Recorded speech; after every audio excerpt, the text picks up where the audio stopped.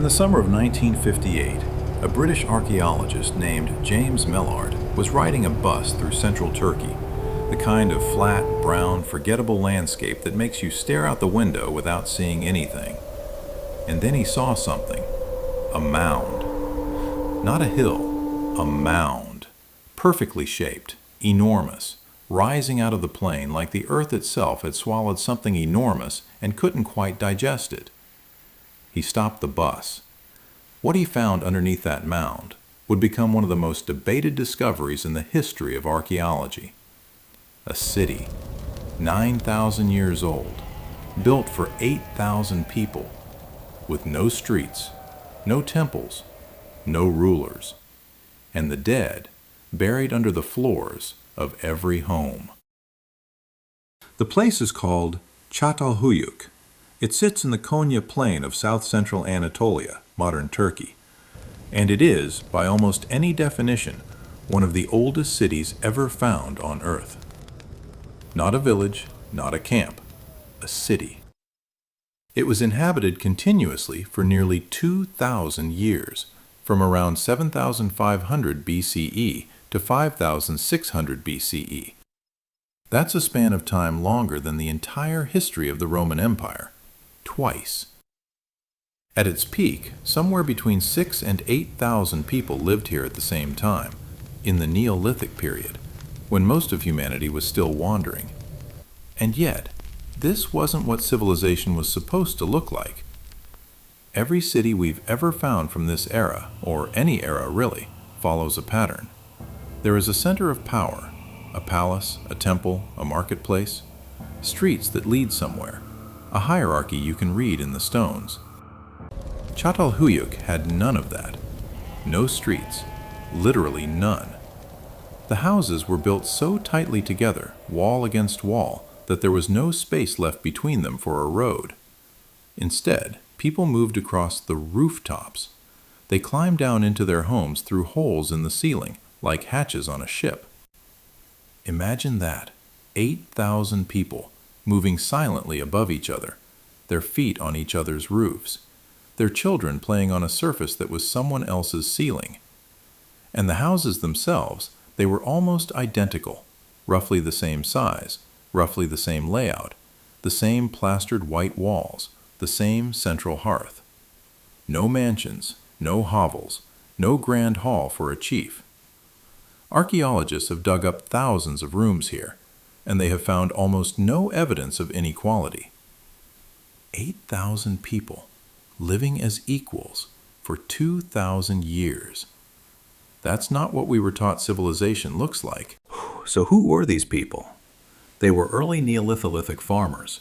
They grew wheat and barley in the fields outside the mound. They kept sheep and cattle.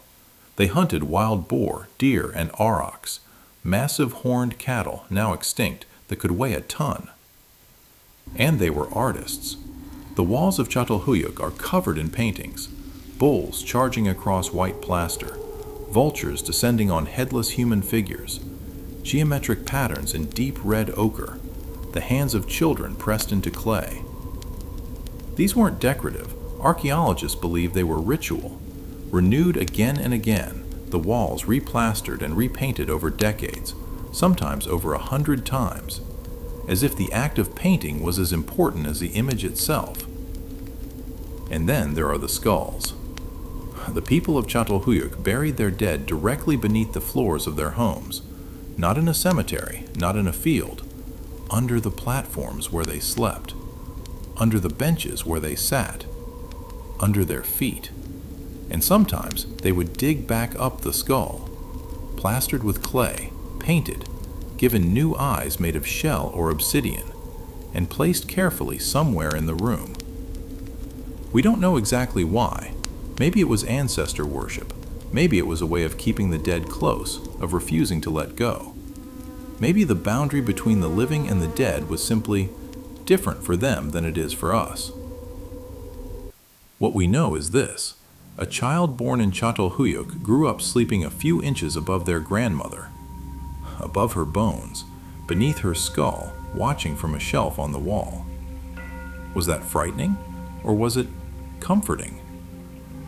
And then there are the figurines, hundreds of them, small clay and stone figures, many of them depicting a wide-seated woman, full-bodied, powerful, often giving birth or flanked by leopards. For over a century, scholars called her the Mother Goddess, a deity of fertility and earth, the female divine at the center of an ancient, equal society. It's a beautiful idea, and it may not be entirely wrong, but it's more complicated than that. Let's talk about what it was actually like to live here. You wake up. You are lying on a raised platform, a sleeping bench built into the wall. Beneath you, a few inches of plaster and earth, and beneath that, your grandfather. The room is small, maybe 4 meters by 6. The walls are white and freshly painted. The ceiling is low. A wooden ladder leads up to the roof hatch, the only way in or out. In the center of the room, a hearth and an oven. The smoke rises and mostly exits through the hatch. Mostly. Studies of the bones found here show heavy scarring on the lungs of Çatalhöyük's inhabitants. They lived in a permanent haze of smoke. Respiratory disease was common. Life expectancy was short. And yet they stayed for 2,000 years. When a house grew too old, they didn't abandon it. They filled it with rubble and built a new house directly on top. The mound grew, layer by layer, family by family, generation by generation. The same family, archaeologists believe, often occupied the same spot for centuries. The grandfather was buried below. The father built on top. The son rebuilt on top of that. A family tower, built not upward in pride, but downward, into the earth, into memory. And the obsidian. Çatalhöyük had no local stone worth working, but it had trade. Obsidian from distant volcanoes, sharp as glass, sharper than modern surgical steel, flowed into this settlement from hundreds of kilometers away. They were not isolated. They were connected, part of a web of exchange that stretched across Anatolia and beyond. Which makes the ending stranger still. Around 6,200 BCE, something changed. The climate shifted. A cold, dry period hit the Near East, lasting decades, perhaps centuries. The fields around Çatalhöyük grew harder to work. The animals pushed further away. And slowly, people began to leave. Not in panic, not in war. Carefully, deliberately. The last inhabitants of the eastern mound packed what they needed and walked, possibly to a newer, smaller settlement on the western side of the plain. Then, after a few more centuries, they walked away from that too. And Çatalhöyük was forgotten. Not buried in catastrophe, not burned by invaders, just left. The rooftops silting over with dust, the painted walls darkening under fallen plaster, the skulls beneath the floors, waiting in the dark for 9,000 years. Until James Mellart stepped off that bus in 1958, and what he found there forced archaeologists to ask a question they are still asking today.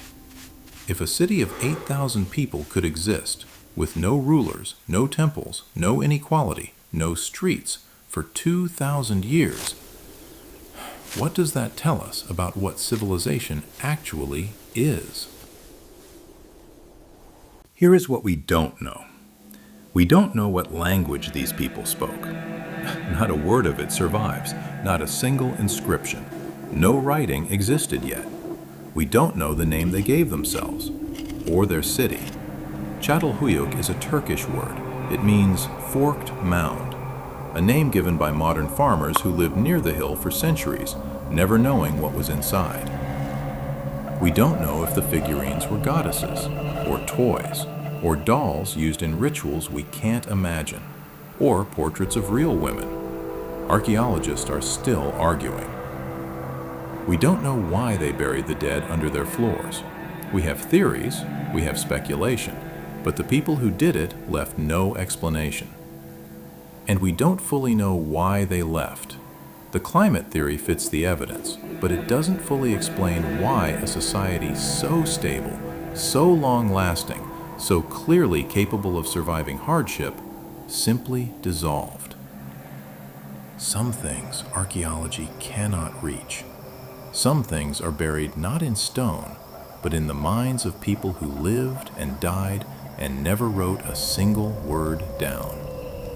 And that silence is its own kind of mystery.